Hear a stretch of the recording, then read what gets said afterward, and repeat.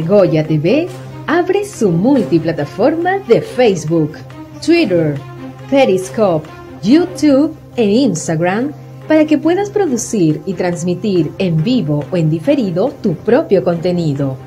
Ahora, tú puedes ser parte de la familia de Argolla TV con tu propio programa político, de opinión, de noticias, deportivo, de consejería profesional, para emprendedores, de marketing, venta de productos e incluso de ficción, con el respaldo de un canal digital reconocido por el público en general, así como por la comunidad política, periodística e intelectual peruana.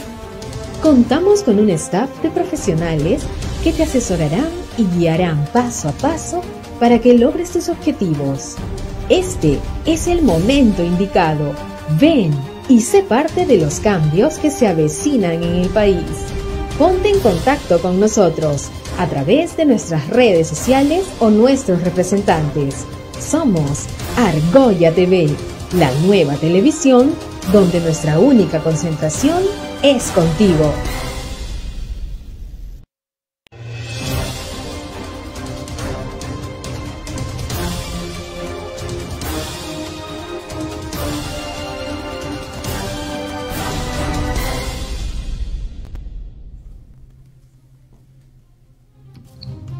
Buenas noches amigos de Argolla TV, mi nombre es Jaime Serra y esto es Argolla TV en vivo, el programa que transmitimos los lunes y viernes en este horario después de las 10 de la noche para conversar sobre temas de interés, sobre temas también que no se conversan en los grandes medios. Este es uno de nuestros retos, tratar de tocar otros temas que no tocan otros medios. Y hoy día tenemos un tema muy interesante, tal como está en el cintillo del programa. Justamente estábamos hace varias semanas comentando acerca de cuáles han sido las consecuencias, los perjuicios que ha sufrido la población LGBT en esta crisis del COVID, ¿no? Recordemos que en los medios de comunicación se ha hablado mucho de las consecuencias que ha tenido para muchos grupos, especialmente, como digo, para las personas LGTB. Creo que es un problema grave porque no se ha tocado a profundidad, creo yo, ese tema. No se ha tocado como se debiera. Entonces justamente tenemos hoy día para tocar este y otros temas de interés a Gabriela Salvador, nuestra amiga argollera ya de los viernes en especial. Gabriela, buenas noches, bienvenida a Argolla TV. Viernes sobre todo. ¿Ah? Hola Jaime, ¿qué tal? ¿Cómo estás? Una vez más, saludos a todos los que nos están viendo y a todas las que nos están viendo. Totalmente, a todas y a todas las que nos están viendo. Gabriela, bueno, comentamos, ¿no?, el otro día que una de las poblaciones vulnerables de las que no se habla y a veces ni siquiera se le toma en cuenta como vulnerables, ¿no?, es a la población LGBT. Y de esa población siempre hay los más vulnerables de los más vulnerables. Pero primero demos una pincelada a la población LGBT en general, ¿no? ¿Cuáles crees tú que han sido las principales consecuencias que hemos sufrido, digamos, en esta crisis del COVID? No han habido varias, ¿no? Yo creo que siempre dando dos pasos hacia atrás, empecemos a hablar del inicio de la cuarentena, las medidas que se dictaron para reglamentar la cuarentena. Fue bastante complejo el tema del pico y placa, ¿no? El tema de pico y placa develó lo que veníamos señalando ya desde la campaña electoral y en realidad desde hace muchos años, ¿no? El tema de la invisibilidad de una población vulnerable que termina develándose siendo el indicador que no es un indicador, siendo además una cifra que termina no siendo el registro oficial en el Ejecutivo y que tampoco en la política pública frente a una crisis sanitaria está tampoco desde el enfoque de género de manera transversal. Y tú tienes en el pico y placa no solamente denuncias por violencia a sobre todo la población trans, sino sobre todo se marcaron diferentes estereotipos que fueron bastante que te develaron de alguna forma cómo el Estado mismo no reconocía a su propia población, ¿no? Porque tenías además desde las Fuerzas Armadas y la Policía Nacional, tuvo incluso que salir a pedir disculpas, el entonces ministro del Interior, el entonces premier tuvo también que salir a pedir disculpas por finalmente error del gobierno de una medida sin tener de por medio el enfoque de género, ¿no? Esa ha sido la principal evidencia. Ahora, una segunda, definitivamente, están dentro de la población LGTBI los trans y las trans, que se han visto en condiciones de mayor vulnerabilidad. Lo hemos podido ver a través, además de compañeros y compañeras que han tenido que generar de forma voluntaria espacios en los cuales se les pueda ayudar, porque no han sido tampoco, desde el enfoque del Ejecutivo, no ha habido un bono especial para estas personas. Y porque además no se considera o no estamos considerando que muchos de ellos o ellas terminaban siendo, o sea, vivían en un espacio también de informalidad y trabajaban en espacios de informalidad en los cuales prácticamente han quedado al abandono.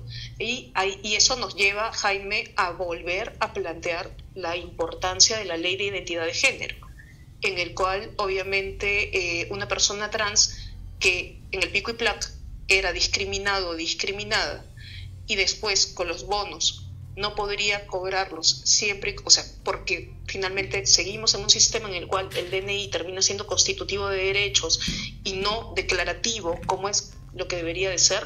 Una ley de identidad de género se hace más que necesaria, ¿no? Totalmente, ¿no? Porque precisamente lo que tú anotas es muy importante, ¿no? En el caso de la población trans, que es la más vulnerable de todas las vulnerables, efectivamente, ¿no? O sea, tiene casi todo en contra para ser víctima. Porque, a ver, muchas veces los únicos trabajos a los que pueden aspirar, los muy pocos trabajos para subsistir, para ganarse la vida, porque seguramente fueron botados de sus casas cuando eran muy jóvenes o adolescentes, son lanzados a la calle. Un chico, una chica trans difícilmente va a poder pues encontrar un trabajo, ¿no? En un supermercado, bueno, hasta en un call center podría ser si tiene suerte, ¿no? Si es que no se encuentra con un reclutador homofóbico u homofóbica, podría encontrar, pero la mayoría desgraciadamente termina en las calles, a veces ejerciendo el trabajo sexual y muchas veces ellos mismos formando comunidades para poder protegerse mutuamente, ¿no? Hay comunidades de personas trans que ejercen el trabajo sexual, que viven en casas, ¿no? Y que claro, el primer mes seguramente de la pandemia, de la cuarentena, del toque de queda, el primer mes y semanas posteriores y hasta ahora incluso deben estar pasando una situación bastante terrible donde ponen en riesgo su vida, su integridad, no solamente por el COVID, sino por la falta de alimentos, ¿no? E incluso me pongo a pensar también, ¿sabes qué, Gabriela? ¿No? En el caso, por ejemplo, de las chicas y los chicos trans que reciben tratamiento antirretroviral, ¿no? Es conocido que tienen que mantener una alimentación sana, que les permita tener una buena salud. Y seguramente también ahora ese tema está un poco soslayado, no se habla también de ese tema, ¿no? Yo quisiera saber pues si están recibiendo todas sus medicinas completas, si están faltando, si los hospitales están desbordados, ¿no? Sería bueno también dar una miradita por ahí, ¿no? De hecho, el observatorio LGTBI lo ha señalado, ¿no? Pero tú has señalado la consecuencia de factores estructurales que van más allá. Hablamos de una población que ni siquiera puede acceder a sistemas de salud de manera homogénea. Hablamos de una población que no puede acceder a sistemas de educación tampoco, porque no cuentan efectivamente con el reconocimiento de un género de su identidad, ¿no? De su identidad de género. Exactamente, porque seguimos bajo un sistema en el cual la documentación termina siendo constitutiva de derechos, cuando en realidad es solo declarativa o debiera ser declarativa. Pero, Gabriela, un segundito. Y que finalmente... Un segundito, quiero detenerme acá porque eso es algo muy importante que tenemos que tener en cuenta siempre y reiterarlo, ¿no? O sea, el hecho de que tú no tengas un DNI eso no quita, eso quiere decir que tú dejas de tener derechos, que dejas de existir para el Estado, ni para los operadores de seguridad pública, de salud. O sea, no, tú, aunque no tengas tu DNI, tú no pierdes ni tu identidad, ni tu nombre, ni tu condición de ciudadano peruano, con todos sus derechos, ¿no? O sea, el DNI te identifica, es un documento que te identifica, nada más. O sea, pero no puede ser que porque el hecho de que no tener un DNI te van a negar servicios, el Estado te va a negar derechos, ¿no es cierto? Eso es más o menos a lo que se refiere lo que dices tú, ¿no? Sí, no, claro, cuando yo señalo justamente que el DNI no es constitutivo de derechos, me estoy refiriendo a que el documento de identidad no es que te genere el acceso a, sino más bien te garantiza el Estado el acceso a esos derechos desde otras plataformas o desde otros indicadores. Y obviamente tienes a una población que no cuenta con ese tipo de accesos y en el cual el Estado los ha dejado en la desprotección total. Frente solamente tenemos en el Perú, creo que son 2 o 3 sentencias por temas de identidad de género a través del Tribunal Constitucional, y una ley de identidad de género que sigue siendo archivada y archivada en el Congreso, y que este Congreso debió de haber priorizado, debió de haber visto, era una de las fue uno de los temas que se dieron durante la campaña hacia el 2020, pero finalmente termina ganándonos un escenario que devela otras cifras que son alarmantes, ¿no? Bueno, Gabriela, entonces estamos frente a un Estado altamente homofóbico en todas sus instancias. Esa es mi impresión. Yo creo que no solamente ante un Estado, ¿no? Si bien es cierto, la sociedad ha avanzado, ha ido más allá de lo que ha ido su propio gobierno, también estamos en un sistema en el cual los partidos políticos, y esto siempre lo hemos dicho, los partidos políticos, que son el nexo entre la sociedad y el Estado, tienen que empezar a reconocer dentro de sus propios afiliados, dentro de sus propios militantes, la importancia de la participación de la comunidad LGTBI, definitivamente. Y esto se puede dar a través de una reforma una reforma política en la cual haya una cuota LGTBI, así como tenemos una cuota mujer, sí, porque reconoces poblaciones vulnerables, pero también, ojo, tenemos que hablar de cuotas indígenas también. La importancia de que las poblaciones vulnerables en el país tengan cuotas de participación política desde los espacios políticos como los propios partidos, ¿no? Y eso es algo, empezar a entender eso, empezar a trabajar eso desde el propio Estado, desde los partidos políticos, es algo que se tiene que empezar a hacer con el enfoque de género en las propias escuelas también. Totalmente de acuerdo, totalmente de acuerdo. Por eso digo, ¿no? Tenemos un Estado altamente homofóbico porque al margen de que algunas instituciones, ¿no? Como en su momento la Iglesia, ahora la Iglesia ha cambiado un poco su tono porque tenemos felizmente otras autoridades dentro de la Iglesia, ¿no? Que tienen un discurso más humanista y de mayor empatía con las poblaciones vulnerables, ¿no? Pero hemos recordado hasta hace poco nomás teníamos un cardenal que era abiertamente homofóbico, ¿no? Y antiderechos. En todo caso, como digo, claro, hay que propiciar ese cambio desde los partidos políticos, ¿no? Ahora, hay que cambiarle el chip a los partidos políticos alguna vez, y te lo cuento así abiertamente porque lo conversamos al aire, con Alberto Bengolea tuvimos del PPC, ¿no? Tuvimos una discusión en campaña cuando hablábamos acerca del matrimonio entre personas del mismo sexo, y él me decía, bueno, pues que había que cambiar el Código Civil para quitar la palabra matrimonio y que todos sean uniones civiles, ¿no? Porque el matrimonio tenía que ser solamente religioso y mantenerse en el ámbito, cuando él dice religioso me imagino que es la Iglesia Católica, ¿no? Porque no creo que reconozca otras religiones, porque bueno, sabemos que su partido es católico, pues el Partido Popular Católico debería llamarse.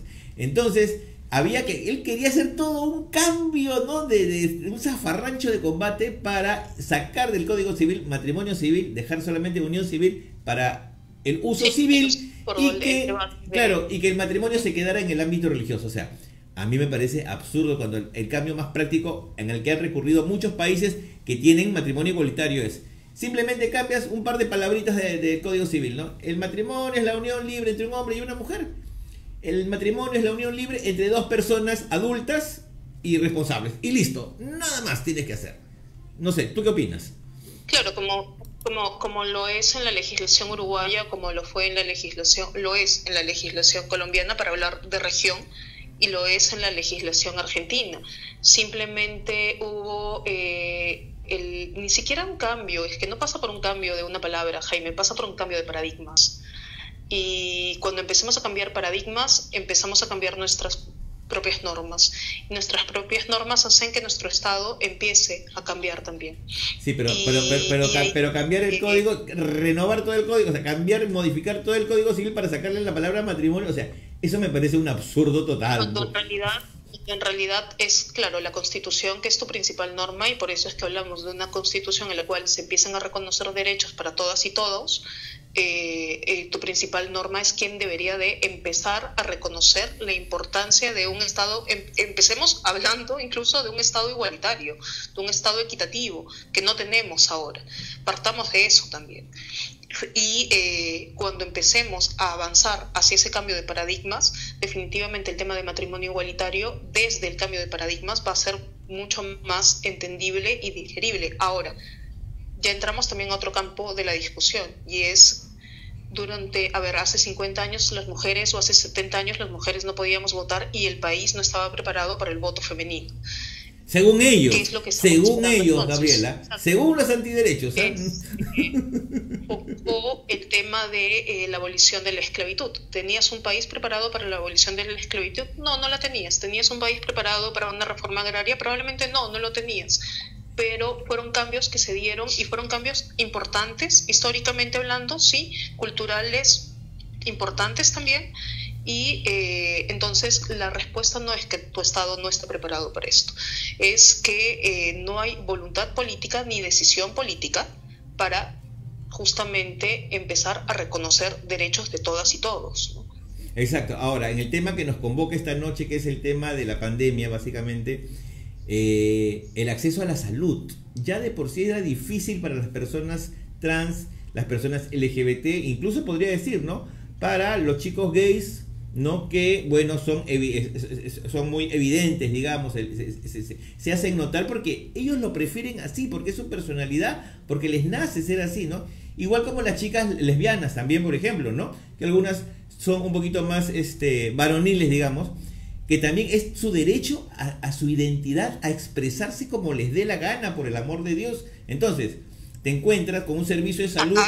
Íbamos a entrar en una discusión también, porque, claro, el hecho de ser lesbiana no hace que pierdas la condición de mujer, definitivamente. Para nada, ¿no? Sino lo que yo me refiero es la manera de expresión social, digamos, que tú tienes hacia los demás, ¿no? Entonces, claro, los estereotipos que finalmente, esquemas que se van formando alrededor, ¿no?, de una persona. Exacto. Entonces, por ejemplo, ¿no? Un chico o una chica con estas características, ¿no es cierto? Entonces, llega a la puerta de un centro de salud, a la puerta de un hospital, y se encuentra de entrada nomás con el guachimán homofóbico, que agarra y te dice, ya pues, no sé, anda en tu casa, ¿no? O sea, o te maltrata, o se burla de ti, ¿no? Y si eres pues un chico o una chica trans, más todavía. Entonces, desde la puerta del centro de salud tú ya puedes tener puedes sentir violencia, puedes ser víctima de violencia, ¿no? Ahora, si tienes la suerte de pasar la puerta, tienes que atravesar, ¿no? Triaje, ¿no? Recepción, etcétera, hasta finalmente llegar al proveedor de salud, que puede ser el médico, doctora, enfermera, etcétera, que también tenga sus propias ideas, su religión, ¿no? Sus prejuicios, puede hacer que trate mal o que rechace simplemente la atención a este chico o esta chica trans. Entonces, por eso te digo, son una serie de inconvenientes. Ahora, estamos hablando de épocas normales. En época de pandemia no me quiero imaginar las cosas de terror que habrán sucedido. Iba a mencionar eso, ¿no? O sea, vayamos al extremo de qué es lo que pasa cuando un familiar muere, o qué es lo que pasa cuando tu pareja muere. Y es por eso la importancia del matrimonio igualitario. En un escenario en el cual el protocolo te dice que solamente la familia directa tiene que estar cerca o puede estar cerca, y solamente se permiten a 3, 4 personas para el tema de la cremación incluso, ¿yo podría estar cerca a mi pareja? Por ejemplo. Si nuestra relación no es reconocida a través del Estado, necesito el reconocimiento de un Estado para que pueda ejercer mis derechos. Y ni siquiera te diré el Estado, basta, como digo, basta que tú te encuentres con un guachimán en la puerta del hospital o del centro de salud o donde sea, que es homofóbico, ¿no? Y ya te fregaste, porque ya te cierra todos los accesos, y así te hubieras, incluso creo yo, así tuvieras leyes. Oye, hay una ley de aborto terapéutico que no se aplica por las por la religión de... Exacto. Y no existen los reglamentos debidos, y hasta la fecha el MINSA sigue incumpliendo con lo dispuesto por la ONU Salud, o sea, sí, definitivamente por la OMS, y por lo dispuesto además por la Corte Interamericana. Y pasa lo mismo respecto al matrimonio igualitario. La Corte Interamericana se ha pronunciado sobre esto en más de una oportunidad, sobre los derechos que se dan a través de uniones entre parejas del mismo sexo. Y aún así tenemos un Estado que no cumple con estándares internacionales. Y esto se devela en un escenario mucho más crítico como el que vivimos. Siempre en toda crisis las vulnerabilidades van a ser mucho más visibilizadas, sí, definitivamente. Y una de estas es justamente el que no puedas acceder a servicios de salud, acompañar a tu pareja, acompañar en el proceso a tu pareja, porque no eres un familiar directo además. Y si tu pareja fallece, no puedes tampoco estar dentro del espacio en el cual se va a dar la cremación, entierro, o lo que fuese, porque no tienes un Estado que te reconozca como tal, ¿no? Entonces, la violación sistemática de derechos fundamentales de las personas LGTBI está ahí y es visible, ¿no? Y en un escenario como el que vivimos actualmente de crisis sanitaria, creo que ha sido mucho más notorio, ¿no?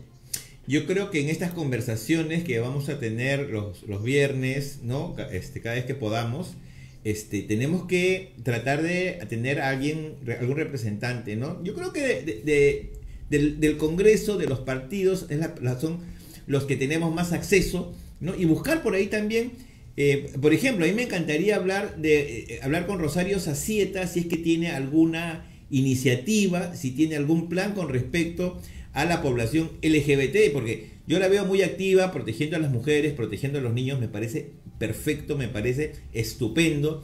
Nosotros mismos aquí en Argolla TV hemos reclamado muchas veces, por ejemplo, cuando la policía no auxilia a las mujeres que son agredidas por sus parejas, por sus exparejas, y que terminan en feminicidio. Hemos sido muy duros criticando y pidiendo justicia para las mujeres, pero tampoco no podemos olvidar que el ministerio se llama de la mujer y poblaciones vulnerables, y las otras poblaciones vulnerables, ¿dónde están? ¿No es cierto? Porque yo espero que Rosario Sacieta no haya entrado al Ministerio de la Mujer solamente a hacer política con lo que hace a favor de las mujeres y de los niños. También hay poblaciones que de repente no cuentan con la simpatía general de toda la población, pero que son tan peruanos y tan peruanas como las mujeres y los niños. ¿No, Gabriela? Pero eso lo puedes ver, de hecho, a ver, tú has tocado un tema bien importante, el tema de los ministerios, y estamos en el Congreso, estamos en un escenario en el cual terminas dándole la confianza a un gabinete, y ahí habría que ver qué fue lo que pasó con el discurso, tanto de Cateriano como con el discurso de Martos, ¿no? Que han sido los dos últimos que hemos escuchado. Dos discursos en los cuales, en el discurso de Martos, se habla de violencia de género, ¿sí?, de 37 feminicidios que se dan desde el 15 de marzo que se inició la cuarentena hasta la fecha, pero más de 1.130 llamadas solo en una región, Tacna, llamadas al Centro de Emergencia Mujer. Pero en ningún momento se escuchó, ni en el discurso de Cateriano y mucho menos en el de Martos, hablar de un Estado igualitario en términos LGTBI. Y eso te demuestra que no estás dentro de la política pública de tu propio Estado. Entonces, tú mencionas al Ministerio de la Mujer y Poblaciones Vulnerables, en la cual la ministra no tiene probablemente, o bueno, no le hemos escuchado hasta ahora, el plan de trabajo frente a cuáles serían las acciones que tendrían frente a una población como la población LGTBI. Le corresponde a la Comisión de Mujer y Familia citar a la ministra Sacieta y pedirle un informe de gestión y en la cual los congresistas y las congresistas que pertenecen a esta comisión, en la cual está además Rocío Silva Santisteban, que es miembro del Frente Amplio, podría solicitar también la necesidad de que se incluya en un plan de gestión justamente el tema del reconocimiento de niños y niñas LGTBI y el reconocimiento de la población LGTBI, ¿no? Y acá volvemos a tocar un tema que creo que lo hemos abordado contigo algunas veces, y es que ni el Ministerio de Educación ni el Ministerio de la Mujer tiene una cifra oficial de deserción escolar por bullying por orientación sexual. No existe una cifra oficial. No existe además una cifra oficial de cuántas violaciones correctivas existen. No existe una cifra oficial de cuántas violaciones correctivas existen incluso en centros penitenciarios.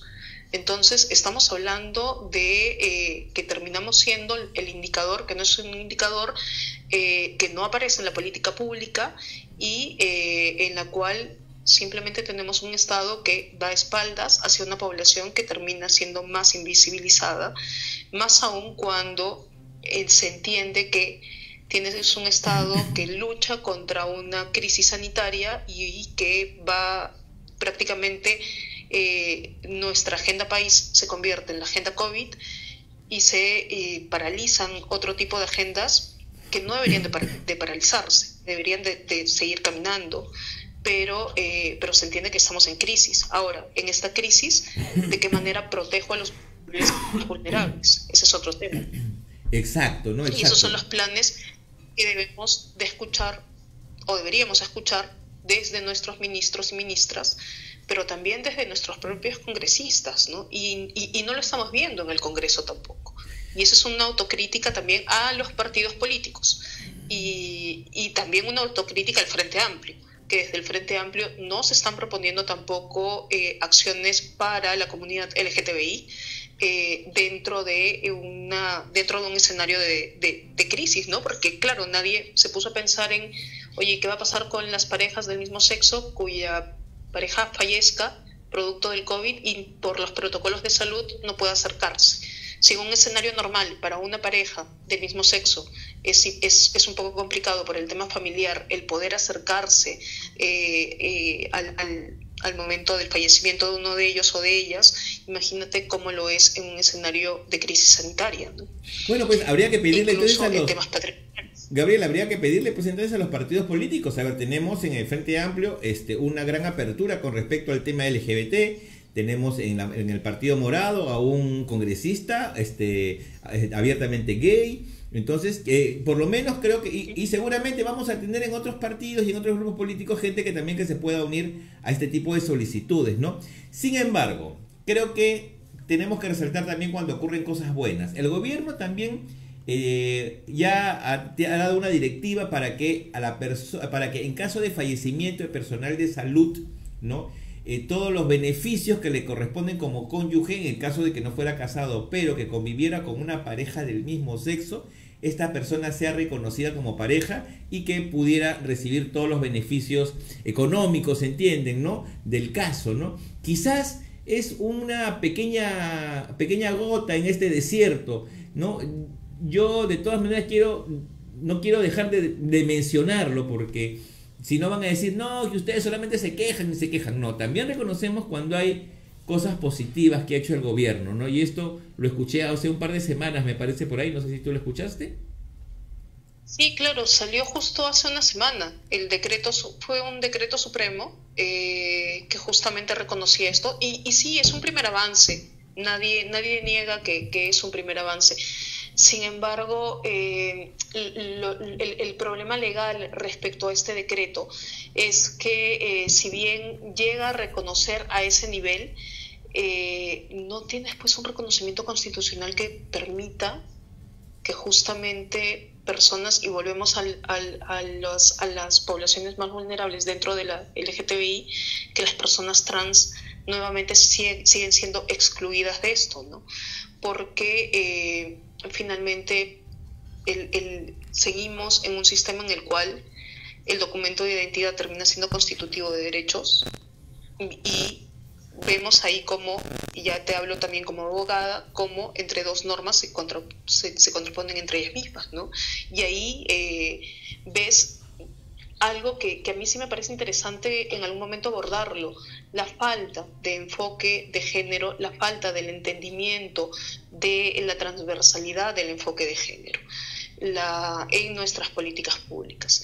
Esto no es una tarea solamente del Ministerio de la Mujer, no es una tarea solo del Ministerio de Justicia y Derechos Humanos, sino también es una tarea de la Presidencia del Consejo de Ministros, es una tarea del Ministerio de Desarrollo e Inclusión Social, es una tarea incluso de cambiar paradigmas dentro de las instituciones de nuestras Fuerzas Armadas. O sea, es todo un estado en el cual tenemos que cambiar todo un esquema de convivencia y eso pasa solamente a través del reconocimiento de derechos, y que no son derechos especiales, sino que son los mismos derechos para todas y todos. Lograr eso hacia un Estado que se mira a puertas de un bicentenario en el cual llegas 200 años, podemos hablar de libertad, pero ¿podemos hablar de igualdad? Podemos hablar de 200 años de ser un Estado equitativo, que son dos cosas distintas, o vamos a seguir hablando de un Estado en el cual existen incluidos y excluidos, ¿no? Exacto, podemos decir somos libres, pero podríamos preguntarnos, ¿y somos iguales ante la ley, ¿no? Ante el Estado? Gabriela, yo te quiero agradecer mucho por tu tiempo. Igual recordar que estamos ya llegando a etapa electoral en breves semanas, seguramente. Pensemos bien por los candidatos que vamos a votar, escuchemos sus propuestas, tratemos de llegar, ¿no? O le pido a los candidatos, traten de llegar a la gente en general. Ahora seguramente la preocupación principal va a ser el COVID, las vacunas, etcétera, etcétera, todo lo que se viene para los siguientes meses, ¿no? Pero no descuidemos también esos otros temas que son importantes para la sociedad, para todos los grupos sociales que conforman nuestra sociedad peruana, en primer lugar, ¿no? Y segundo lugar, ¿no? Tratar de llegar sobre todo a esa gente que a veces por cansancio, por hastío, no sigue las noticias. Mira cuánta gente a veces no sigue las indicaciones o no sigue las normas, o es porque no en algunos casos no les interesa, en otros casos la necesidad les gana también, y en otros casos, bueno, ¿no? Hay un desinterés también de mucha gente por parte de la política. Entonces yo creo que es un trabajo largo, duro, y que esperemos que el siguiente gobierno pues pueda representar mejor a todos los niveles de la sociedad peruana, ¿no? Ojalá. A ver, yo ahí sí tengo una reflexión que creo que lo hemos venido diciendo siempre. No importa si votas por un partido de izquierda, no importa si votas por un partido de derecha o por un partido de centro. Lo importante es que empecemos a reconocer diversas cosas, líneas rojas que no podemos cruzar. La lucha contra la corrupción es una de ellas. Vivimos en un país en el cual la corrupción nos ha costado más de 17.000 millones de soles. La lucha contra la violencia a la mujer tiene que ser frontal. El reconocimiento de derechos tiene que ser uno de los caminos. Sí, no importa por qué candidato votes. El tema es infórmate por ese candidato o candidata. No importa por qué partido votes. Infórmate sobre ese partido. Infórmate sobre si ese partido estuvo coludido con organizaciones criminales o no. Infórmate si ese partido terminó siendo una organización criminal o no. Infórmate sobre qué historia política tienen los partidos políticos para justamente construir una mejor institución y empezar a devolverle la legitimidad a nuestras instituciones públicas. No solamente es el Congreso de la República, ¿no? Sino también es el Ejecutivo mismo. Hemos tenido durante estos últimos años ministros y ministras vinculados y vinculadas a casos de corrupción. Hemos tenido excongresistas presos y vinculados a casos de corrupción.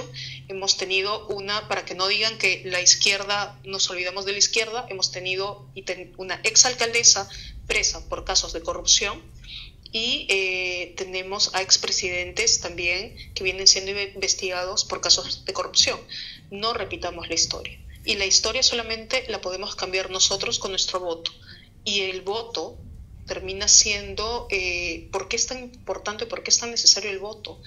Porque te permite elegir a quien te va a representar finalmente y a quien va a construir un país con un camino hacia el reconocimiento de derechos para todas y para todos, pero sobre todo para un país en el cual haya mayor inclusión y podamos en algún momento hablar de estándares de desarrollo sin que tengamos niveles de pobreza tan altos como los que seguimos teniendo ahora, y en el que la ciudad y lo rural no haya una brecha tan grande como la cual tenemos a la fecha, ¿no? O sea, para mí es importante, más allá de por quién votes, es cómo votamos y por qué votamos. Y es importante también empezar a buscar y empezar a reconocer, mirar hacia atrás para no repetir la historia, sin dejar del tema del hecho de la reconciliación como país, que sí es importante definitivamente, sí, pero creo que también es importante que como ciudadanos y ciudadanas tengamos memoria, y la memoria la construye también un Estado que permite que esto se dé de esta forma, pero también la memoria la construyen los propios partidos políticos, y acá hay que hacer una autocrítica en los partidos políticos, sean de izquierda o sean de derecha. Tenemos que construir espacios de puentes, tenemos que construir una sociedad en la cual podamos avanzar mejor, pero siempre pensando en el reconocimiento de derechos fundamentales. Un Estado que empiece a ver a sus ciudadanos y ciudadanas como tales y no solo como cifras, como lo estamos viendo ahora. Totalmente, yo creo que es una excelente reflexión para terminar esta entrevista. Seguiremos conversando, Gabriela, en el transcurso de las semanas, indefinidamente, y trataremos cada vez de tener, como digo yo, otros interlocutores para poder no solamente intercambiar ideas, sino para poder seguramente alcanzárselas a otros actores políticos, sean funcionarios del Estado o sean de partidos políticos o en general otros sectores de la sociedad. ¿Algo más que quieras agregar antes de despedirnos?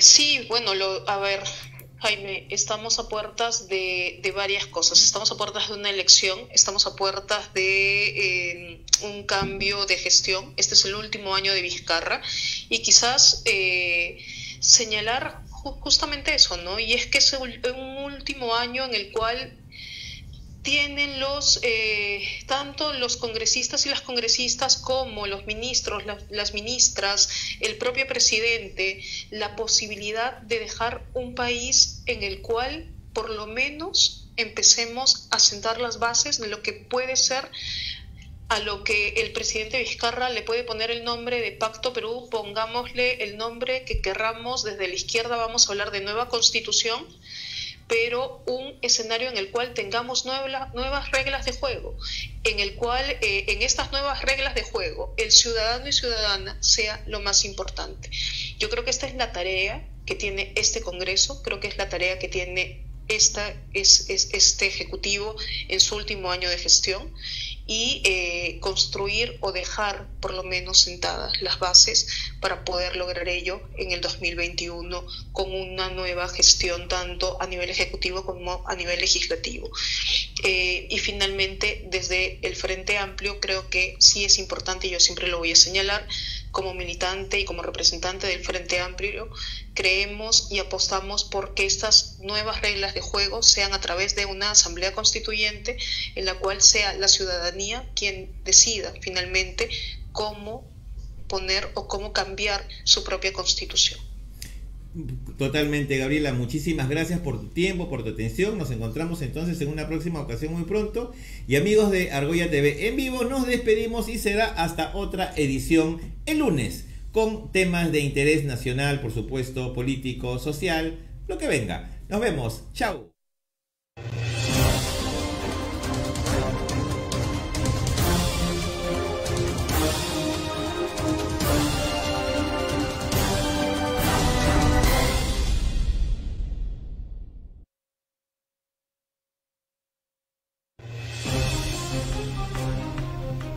Argolla TV abre su multiplataforma de Facebook, Twitter, Periscope, YouTube e Instagram para que puedas producir y transmitir en vivo o en diferido tu propio contenido.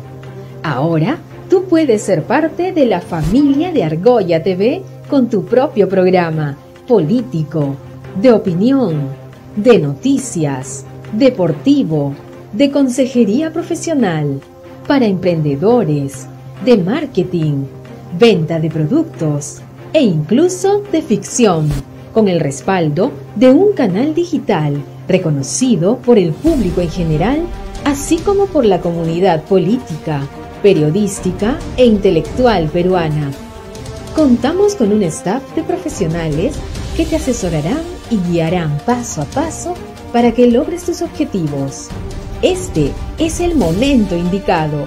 Ven y sé parte de los cambios que se avecinan en el país. Ponte en contacto con nosotros a través de nuestras redes sociales o nuestros representantes. Somos Argolla TV, la nueva televisión donde nuestra única concentración es contigo.